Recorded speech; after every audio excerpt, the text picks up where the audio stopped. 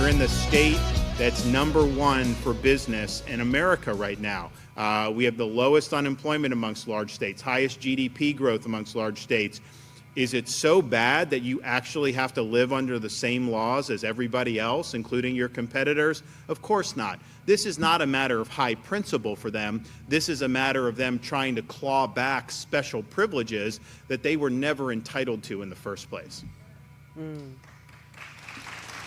Yeah, this is right. This was a big victory yesterday. Disney's last gasp attempt went down in total flames. Welcome back to the program. Top of our second hour. Dana Loesch here with you. And we talked about this, that Reedy Creek, the whole, if you've missed it, and by the way, you can listen coast to coast. You can stream the radio program. We have the video component of the radio program as well that you can check out on Channel 347 Direct TV, YouTube, Facebook. Yes, I've been severely under the weather and recovering. Thank you for your kind words. The special treatment that Disney received, the best description of it came from Jonathan Turley, who said that no other entity, aside from the Vatican, which is its own city-state, had free reign like that.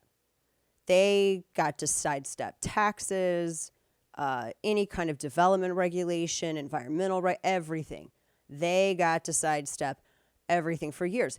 Democrats and Republicans allowed it to happen. And then Disney started getting real snotty. And it just so happened that, okay, well, you're going to lose this special status. And so Disney sued. And there were some grifters that I don't think that they're actually on the right because they haven't really worked for any kind of conservative victories, but they actually were trying to argue that Disney should have kept that status. They're like the big government, bushies. They thought that Disney should have kept that status and that it was mean because it was DeSantis doing it and it was the don't say gay thing and it's because it was vengeance for that, even though the bill never said that and it had nothing to do with it. So Disney decided that they were going to file suit and retaliate. And they lost. They were trying to gain control over their special district again, and they lost their federal case. It was dismissed. The companies, their last remaining hopes of regaining control, done. It's just done. Disney was arguing that the legislation, which was overwhelmingly passed by Florida state legislature and signed into law by DeSantis, they were trying to say that it was like retaliation and it was just the governor's one-person war. I mean, you have to have a whole legislature, but whatever.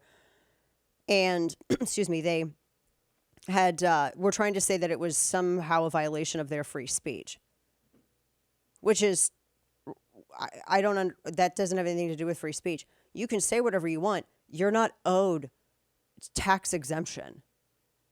You're not owed cronyist treatment. Are you high? Did the Hunter Biden cocaine get in your system?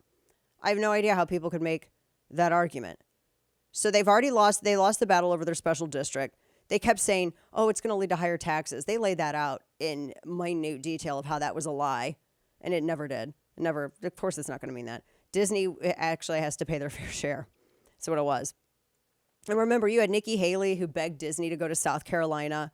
I mean, she could have taken the side of, the most conservative governor in the United States of America, the modern day Calvin Coolidge, who has a major conservative record. Nikki Haley could have done that, but she was trying so thirstily, which is a word now we're making it, to differentiate herself from that and try to make herself look to stand apart. The only way she could run was to the left of DeSantis. And so she attacked him for it and invited Disney and offered the same cronyist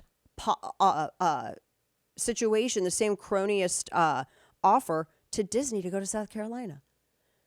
Now, if you wondered why she has no support in South Carolina, why none of the big South Carolina Republicans have endorsed her, does that explain it? I mean, she literally offered, like on a platter. She's like, oh, come Disney, come to South Carolina.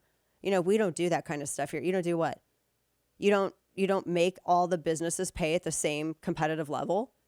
You don't eschew cronyism. Like what? I don't get it. What is it? What do you not do? Republican, tell me. Shocking. So this is a major victory. And I think that conservatives, you deserve a little schadenfreude. Normally I would say, don't don't be snotty over your wins. But you've had so few wins. We've had so few wins lately. Take this one. Take it. Be obnoxious about it. You deserve to be. You've earned it. You've endured a lot. You've been called a lot of names by literally a company checks note fronted by a mouse. You've been attacked. You've been smeared. You deserve the victory. You deserve the V. So, you be as snotty and obnoxious as you want. You've earned it.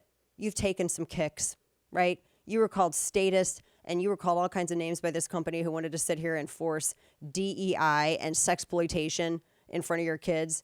You stood up to it. You were dragged through the dirt for standing up to it. You deserve this victory. So absolutely be as obnoxious as you want to be. Now, normally I would say, again, don't do that. That's not nice. Be gracious. No. Be obnoxious. You deserve it. So this is a major victory. Remember all the people are like, oh, it looks like Disney's going to get the last laugh. Wait a minute. Do you hear the last laugh yet? I don't. I hear a gasping death of a rat caught in a trap. That's what I hear. Oh, hear it? It's music to my ears. Sad for the soul. All right. So that's a major victory, though. And their case is done. They have nowhere else to go. Where else are they going to go? Where else are they going to go for this? It makes no sense. But they were all about that with the BLM and the DEI and all this jazz.